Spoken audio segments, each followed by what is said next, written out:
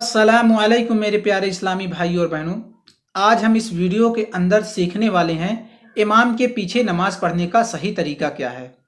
और इसी के साथ साथ एक चीज़ और भी हम आपको सिखाएंगे कि मान लीजिए आप मस्जिद में नमाज पढ़ने गए, इमाम साहब ने 2 रकात या 1 रकात या 3 रकात या पूरी 4 की 4 रकात पढ़ा दी और लास्ट आप कायदे अखीरा में पहुँचे या आपकी 2 रकात छूटी, 1 रकात छूटी, तो फिर उसको किस तरीके से पढ़नी है। तो दोनों चीज़ें हम आपको सिखाने वाले हैं इस वीडियो के अंदर। तो वीडियो को पूरा अंत तक देखते रहिएगा, आपको सारी जानकारी इस वीडियो के अंदर मिल जाएगी। तो चलिए वीडियो को हम लोग शुरू करते हैं। तो सबसे पहले जब तकबीर हो जाती है, जब इमाम साहब मुसल्ले पे चले जाते हैं, तब उन नियत बांधने के बाद आपको अल्लाहु अकबर कहना है और इमाम साहब भी अल्लाहु अकबर कहेंगे। लेकिन इमाम से पहले आपको अल्लाहु अकबर नहीं कहना है, नहीं तो आप फिर आपकी नमाज नहीं होगी। जब इमाम साहब अल्लाहु अकबर कह दें तो फिर आप अल्लाहु अकबर कहें। हाँ, इतना आप फिर ये सोचते होंगे कि इमाम साहब के बाद अल्लाहु अकबर कहने हम कहेंगे, नियत बांधेंगे, तब तक तो इमाम साहब जो है क़िरात शुरू कर देंगे। तो आप नियत बांध करके फिट रहिए। जैसे ही इमाम साहब लफ्ज़ अल्लाहु अकबर कहें, आप भी लफ्ज़ अल्लाहु अकबर कह के कानों तक हाथ ले जा करके आपको भी हाथ बांध लेना है, ठीक।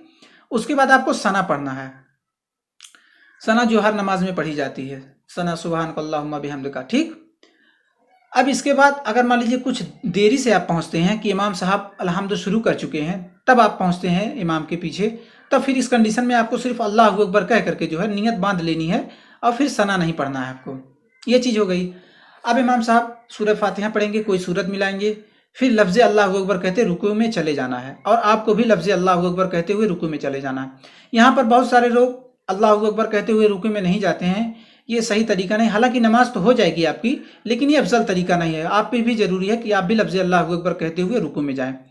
अब रुकू में जो तस्बीहात पढ़ी जाती है, सुबहान रब्बियल अज़ीम 3 मरतबा आप उसको पढ़ लीजिए। फिर इमाम साहब समी अल्लाहु लिमन हम्दा कहते हुए खड़े होंगे। अब इसमें आपको जो है रब्बना लकल हम्द कहना है या फिर रब्बना व लकल हम्द, जो भी आपको याद हो, दोनों में से कोई भी चीज़ कह सकते हैं। खड़े हो जाएंगे। फिर इसके बाद मैं एक चीज़ और आपको बताना भूल गया दोस्तों कि देखिए, जब सूरह फातिहा इमाम साहब पढ़ लेंगे ना, तो आपको आहिस्ता आवाज़ में आमीन कहना होता है। मैं ये चीज़ आपको बताना भूल गया। तो आप लफ्ज़ आमीन उतना ज़ोर से कहिए कि खुद सुन सकें सूरह फातिहा के बाद, ठीक। अब जब रुकू से उठ गए इमाम साहब, रब्बना लकल हम्द, इमाम साहब जो है समी अल्लाहु लिमन हम्दा कहते हुए जब खड़े हुए, तो आपको रब्बना लकल हम्द कहते हुए खड़े हो जाना है। फिर इमाम साहब सजदे में जाएंगे, तो आपको भी अल्लाहु अकबर कहते हुए सजदे में चले जाना है और फिर जो सजदे में दुआ पढ़ी जाती है सुबहान रब्बियल आला, आपको वो पढ़ते हुए फिर सीधे खड़े हो जाना है, ठीक।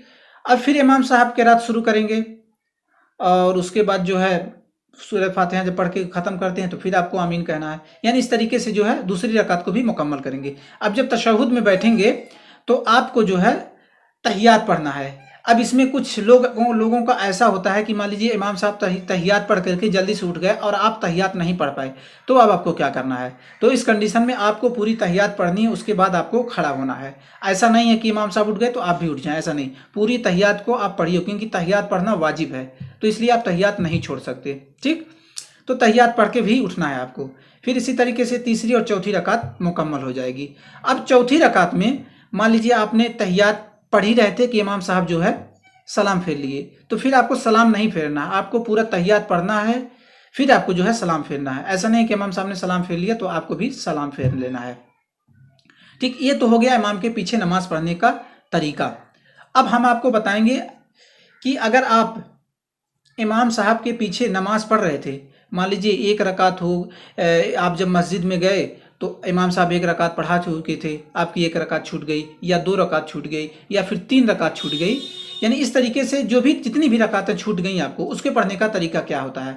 अक्सर लोग इस चीज़ में कंफ्यूज रहते हैं। तो अगर आप ये जानकारी लेना चाहते हैं, तो मैंने वीडियो ये ऊपर जो स्क्रीन पे आपको दिख रही है, आप ये वीडियो देख करके जो है आप सीख सकते हैं कि जो है इमाम के पीछे जो नमाजें जो रकातें छूट जाती हैं उसके पढ़ने का तरीका क्या है। तो ये वीडियो ज़रूर देखिएगा, इसके अंदर मैंने आपको तफसील से बताया हुआ है। तो आशा करता हूँ आपको ये वीडियो पसंद आया होगा। तो प्लीज़ हमारे वीडियो को लाइक करें और चैनल को सब्सक्राइब करना ना भूलें। तो चलता हूँ, दुआओं में याद रखना। अस्सलाम वालेकुम।